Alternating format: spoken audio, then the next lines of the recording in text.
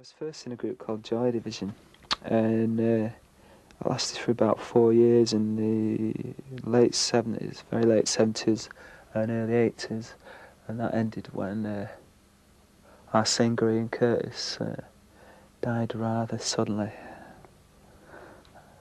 And we decided that if any one member of the group left, then we would no longer call the group by the name Joy Division. So we formed New Order, and our girl joined the group, Gillian Gilbert, and she became a keyboard player. And after a bit of trials and tribulations at the beginning, when we were finding our footing, we eventually became a mega successful supergroup. And just sold a load of records. Nowadays, New Order, the only achievement we had to do was to regain the loss that we'd made when Ian had died. And because in Joy Division we'd fought really hard and worked really hard for maybe 4 years to get somewhere, and we were just getting somewhere when Ian died. So it was a bit of a struggle and a bit of a panic situation at the beginning. And we found that we'd kind of got stuck in a rut with the sound of Joy Division, and we wanted, well, I can only speak for myself, but wanted to move on and try and find a new sound. And we kind of got interested in electronics, sequencers and synthesizers. I was always very technically minded, so I loved it. You know, it really appealed to me. And whammo, it was a new direction, and we really got into it. And then we had a monster hit with Blue Monday, which was the biggest selling 12-inch single ever. And we've not looked back since, really. Most unexpected hit, really. And everyone at the time, I remember everyone at the time saying, you know, when you get moaning people who just moan all the time and are very cynical, everyone just said, well, it doesn't sound like New Order, and it's just another disco record. That kind of attitude. We proved them all wrong. If I don't get the opposite of it, it becomes uncomfortable and unreal. And you start living in a completely unreal world of hotels and swimming pools.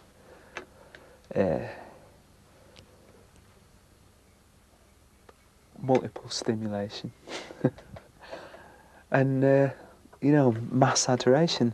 And I'm just very aware of it got in my head, and it could send you potty. You know, get Elvis Presley. Don't end up looking like that, wearing clothes like that. I have done, actually. Maybe that's why. Well, we put a lot of money into the Hacienda, and it took a lot of time to establish it as England's leading night spot. And it took a lot of time, a lot of money, a lot of effort, and an incredible amount of worry. I wouldn't recommend to anyone else watching this to open a nightclub. But eventually, you know, it worked. And when it worked, then it was a... Well, up in Manchester, for Granada Television, we did... they did a programme about George Best and Rodney Marsh. The programme was called Best and Marsh, would you believe it? And we did the music for that. We got asked to do the music for that, because for some strange reason, I don't know why, a lot of New Order's music gets used on sports programmes.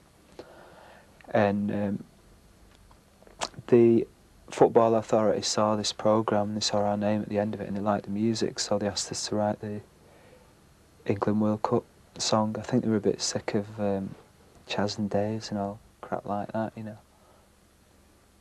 So